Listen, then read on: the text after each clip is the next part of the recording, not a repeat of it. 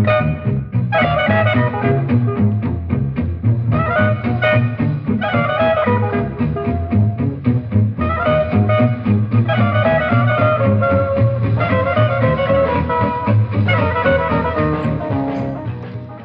and welcome everybody. So today, finally, I would like to present you some interesting, beautiful miniatures which we are playing also with myself on ICC in my simultaneous exhibitions and also other classical games. So we'll start with E4, E5, Knight F3, D6, D4, and continue working on central attack in the Philidor defense, so practicing with the central attack. First of all, I played here many games, and from 2003 up to 2006 and 7, and many games continue in this bishop g4 particular way. We already know that this move is not the best one. After d takes e5, white gets immediately the much better position, since black forced to capture on f3 and to allow white taking the two bishops advantage, two bishops par without any compensation. After queen takes, d takes e5 and bishop c4, I played already a few miniatures. So one miniatures continue, knight f6, and after queen b3, my opponent completely forgot that I also attacking the f7, not only b7 pawn. He played b6, but after bishop takes f7, king d7, and queen a6, he was very surprised that the game is finished. 9 moves just, black checkmated. And second game, after bishop c4, my opponent played queen d7, trying to cover the f7 pawn. Indeed, white is just very fast, continued developing all his pieces. After knight c3,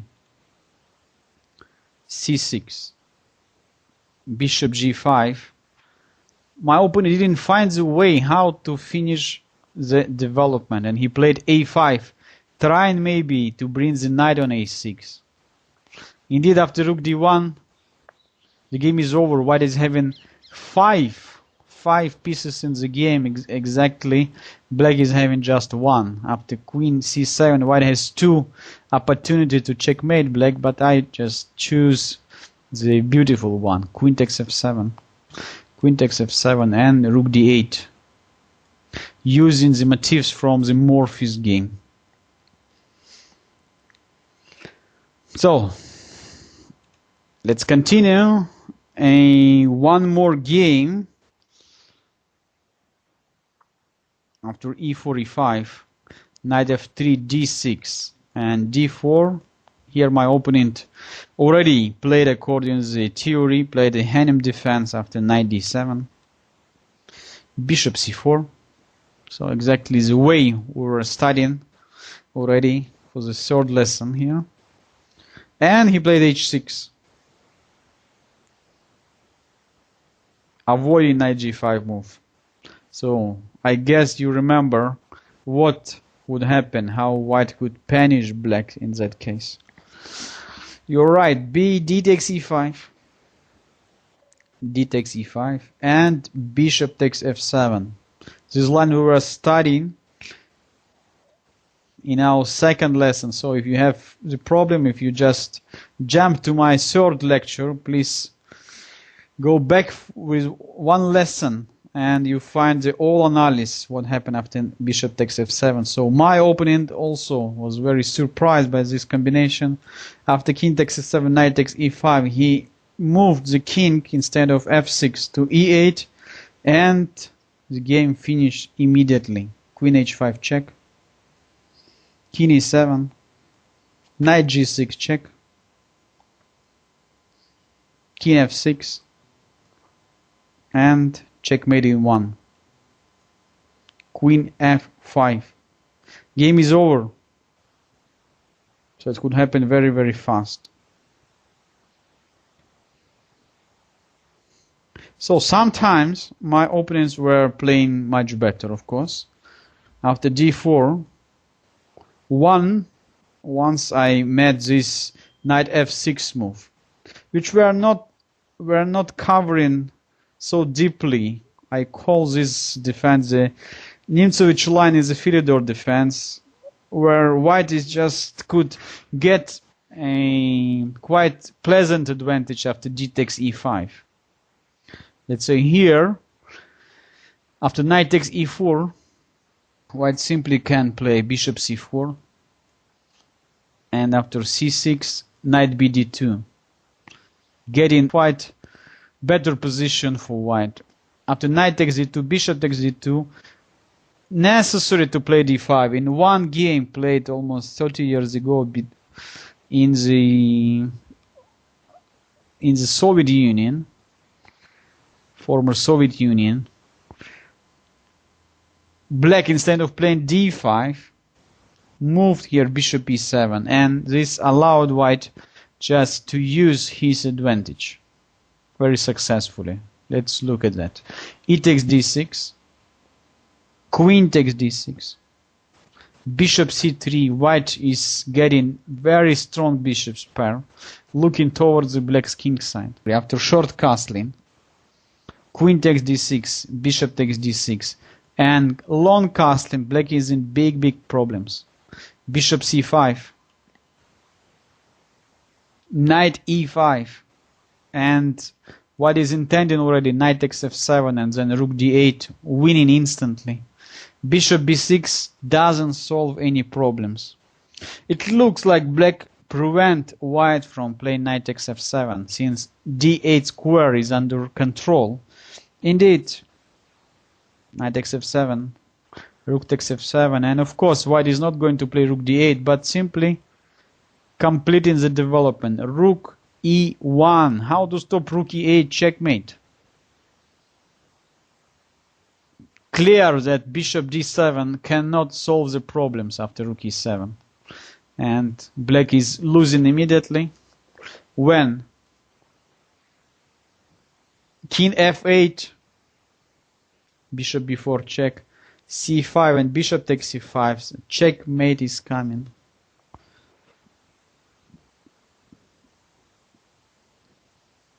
So that's why a knight f6 also doesn't solve all the problems. Indeed, in my game,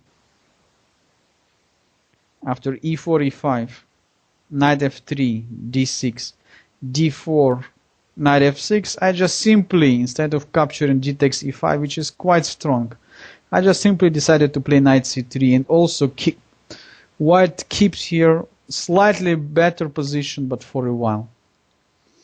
Bishop g4, d takes e5, bishop takes f3, necessary once again, queen takes f3, d takes e5, and white is having two bishops and not much compensation for it. Bishop c4, bishop b4, bishop g5, so white is developing all his pieces very actively. Knight bd7, and after rook d1, suddenly black is in trouble. Why? Because after short castling and bishop takes f6, somehow knight on d7 is lost. Queen takes f6, rook takes d7, and g takes f6, losing after queen g4 check, double attack. Black tried his last chance, bishop e7, but white is just castling short side. And after castling, bishop takes f6, my opponent resigned. Why? Because after bishop takes f6, there is no way to escape from the pin. White is just increasing the attack over the d7 knight, and the game is over. Queen f5, finishing immediately everything. Let's continue with some other games. After e4, e5, knight f3, d6, and d4, black sometime could try escape from all the complications with knight d7 or knight f6 and to play e takes d4.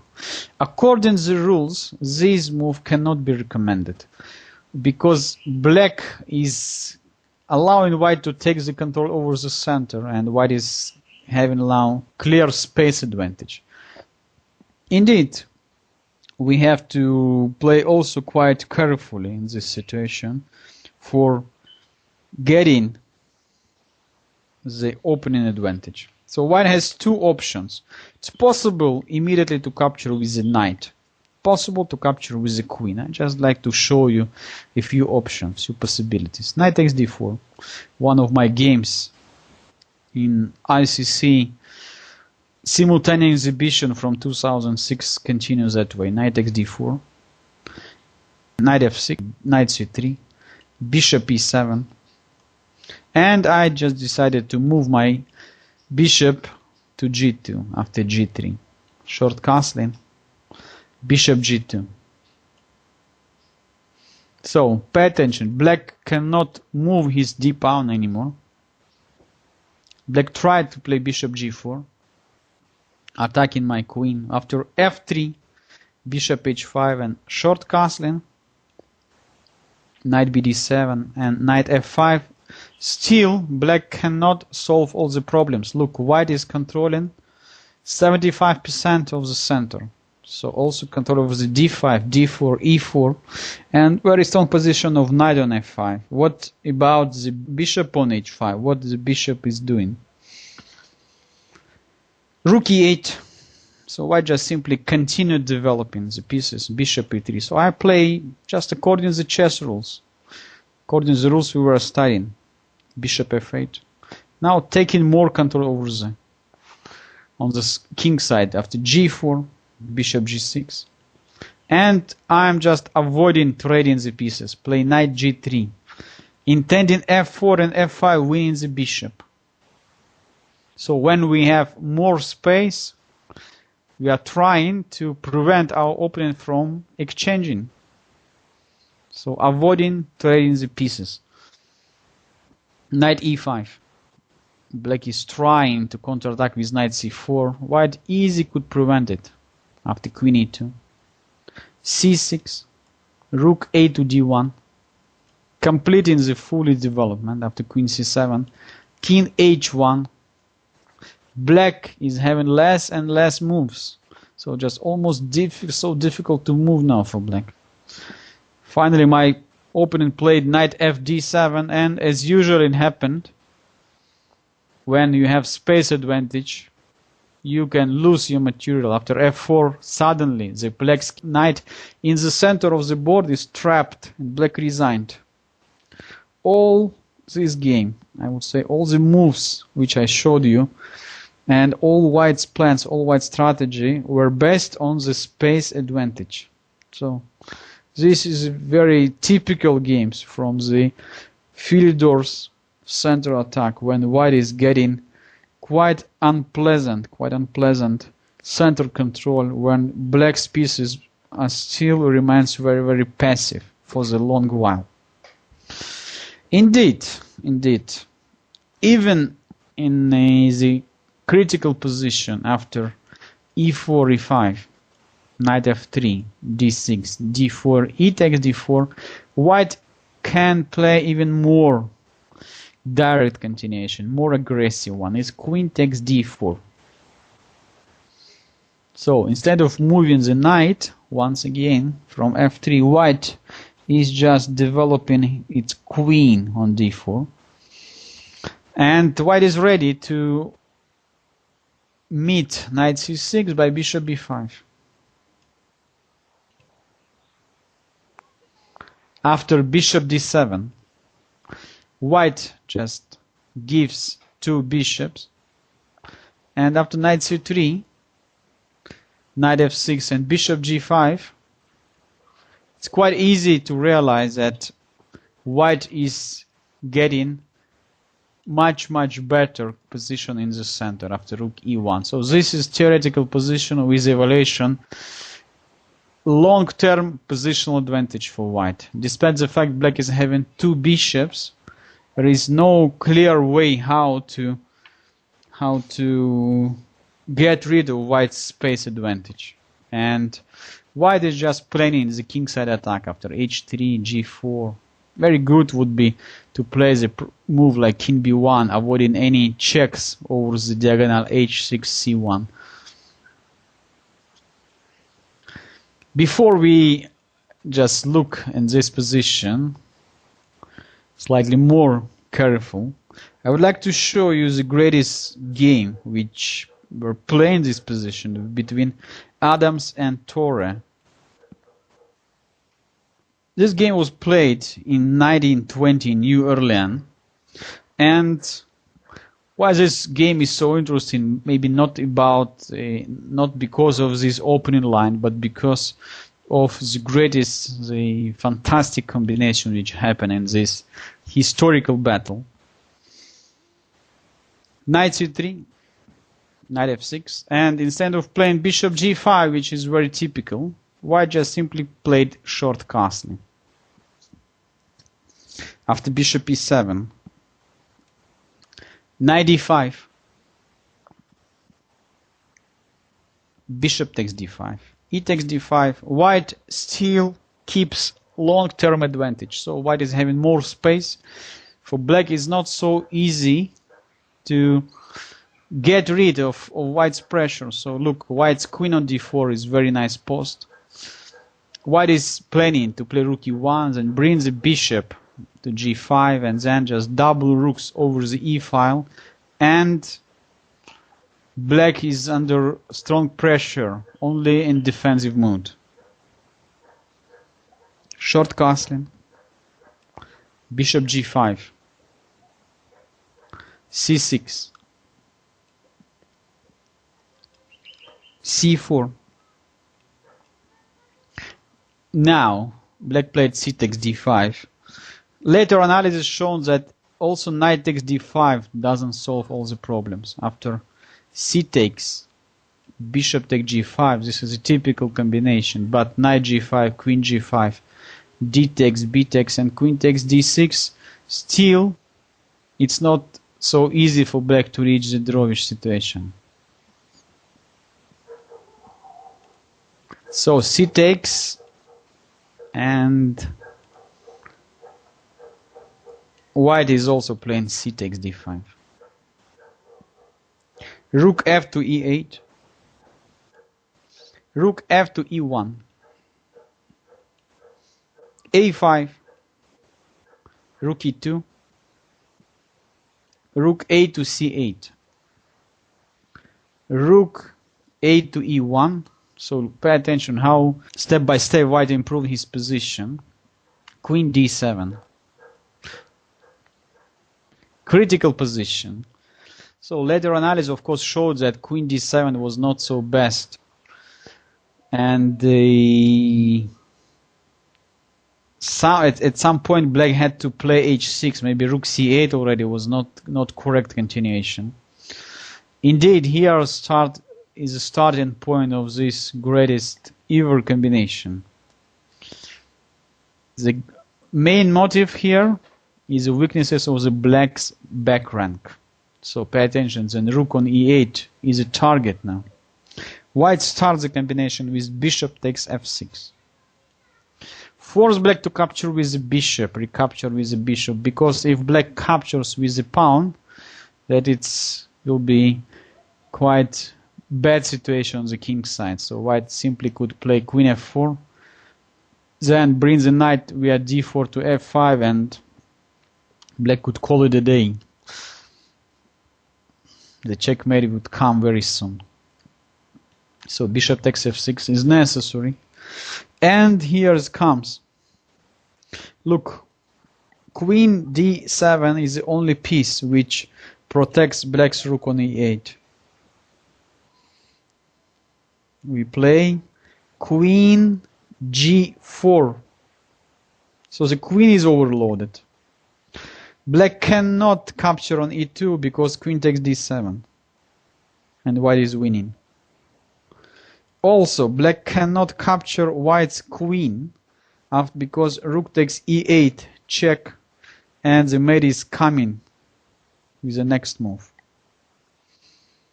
So as a result of this queen g4 move, Black has to find the only answer, queen b5. And for a second looks like everything fine for black. Because if white plays a4, black is getting just fantastic counter-attacking resource. Queen takes rook. And not white, but black is winning. After rook takes rook c1, suddenly white's king in the fire. And after knight e1 and rook takes e1, black is who is winning, not white. Good. So white of course realized that a4 doesn't work, but after rook takes e8, rook takes e8 position is quite drawish. Indeed, we can understand that here something white has. Queen c4, another brilliant move. So white is trying to sacrifice the queen, and black cannot touch it, not with the queen, not with the rook. Queen takes, then rook takes e8, check, and the mate next move. Rook takes, the similar problem, rook takes e8 and over. So queen c4, very difficult position for black. So black has to go back with the queen. Queen comes to d7. Definitely white could just move the queen back, but then queen b5. Unfortunately, queen takes c8 doesn't work. Not because queen takes c8. In that case, rook takes e8, winning immediately. But rook takes c8 and white doesn't get any winning opportunities. So, what can we play? How to continue our combination?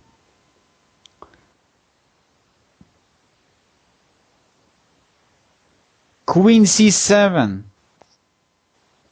What a move. Once again, white is sacrificing the queen, and once again, black cannot capture it. Queen has to go away to b5. So, it's funny, but all this line is forced, so black always playing the only moves. Now, white's turn to find the right continuation. Queen takes c8 doesn't work, queen takes c8. Rook takes c8, rook takes e8 also doesn't work because rook takes e8 and everything okay for black. White could try playing queen takes b7. This looks winning for white, but once again, queen takes e2 and not white, but black is winning. So you have to be so careful. So after long consideration, white finally found the right way. a4, queen takes a4. Rook e4. Once again, black cannot capture not rook, not queen, because it's checkmate.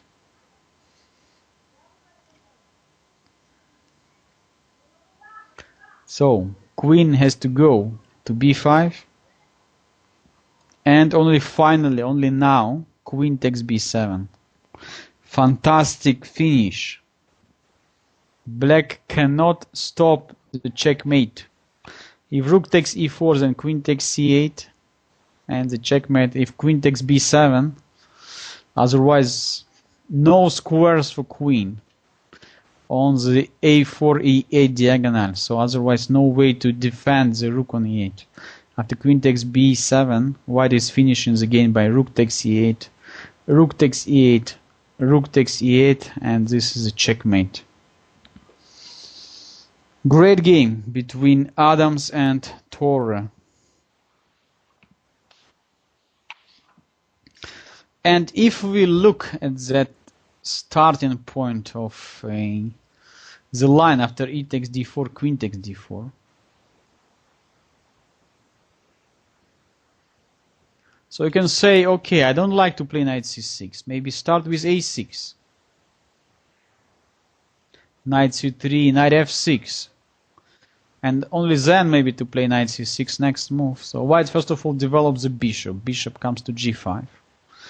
Pinning everything. Bishop e7 and long castling.